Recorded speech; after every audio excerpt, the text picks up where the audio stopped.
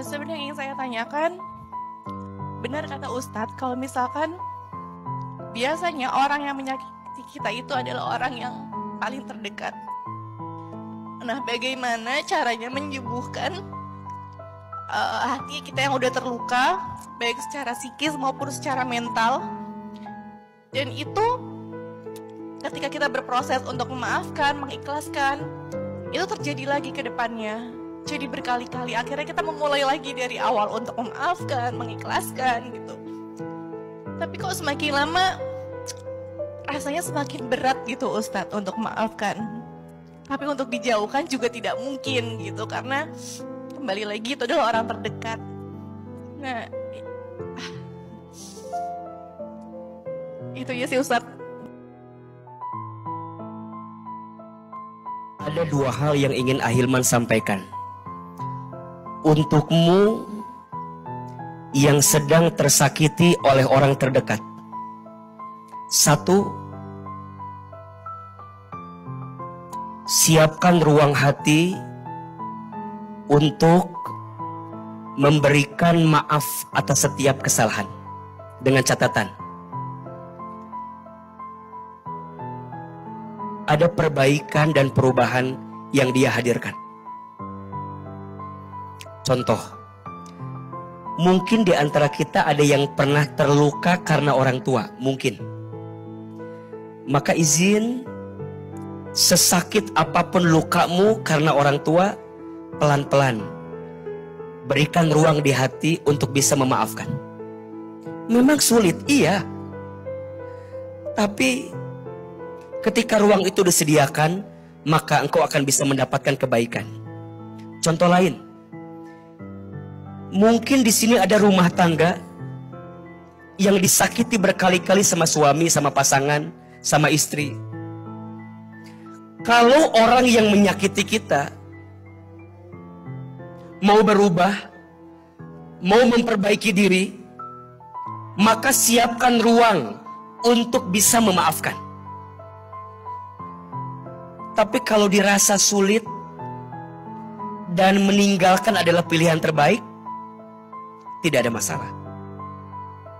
Hidup bukan hanya tentang dia yang menyakitimu, tapi hidup tentang kebahagiaan yang Allah siapkan untuk hidupmu.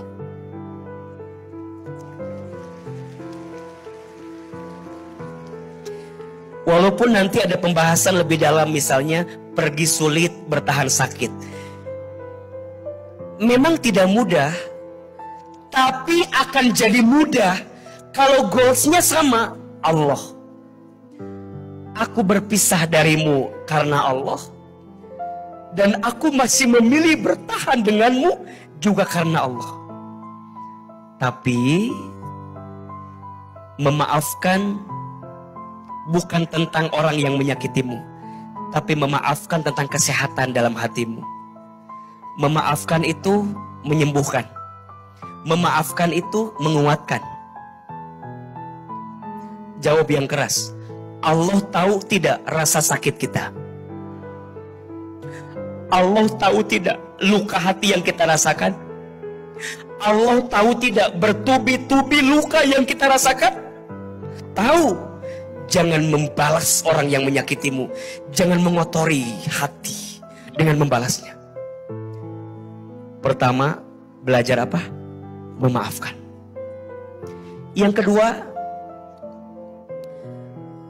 Mbak Bunga, yang nyakitin kamu tuh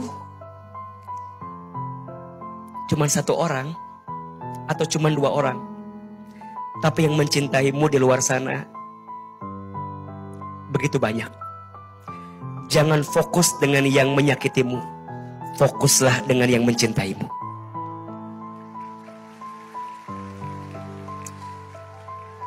Jangan fokus dengan lukanya, tapi fokuslah dengan rasa manis setelah engkau merasakan rasa pahit. Setuju?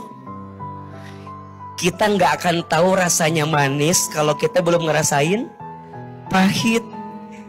Kita nggak mungkin bisa ngalamin sesuatu yang hebat sebelum ada yang berat yang pernah datang di hati kita. Kembali lagi ke hatinya Mbak Bunga. Kalau masih bisa bertahan dengan segala keadaan, bismillah. Tapi kalau enggak, kita butuh bahagia, betul? Sudah berkali-kali dimaafkan tapi tidak ada perubahan, ya sudah. Mungkin di luar sana ada cinta yang terbaik daripada bertahan dengan cinta yang sulit yang pernah kita hadirkan dalam hidup ini. Dan poin saya sama, terutama perempuan ya, kita harus bahagia. Karena ibu yang bahagia akan menjadikan anaknya bahagia. Betul?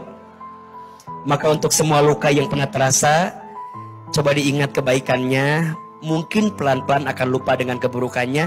Tapi kalau dirasa keburukannya terlalu banyak, masih ada space dan ruang untuk bisa menemukan kebaikan dengan kebaikan yang lain. Setuju? Yang hancur keadaanmu, bukan hidupmu. Yang gagal rencanamu, bukan masa depanmu.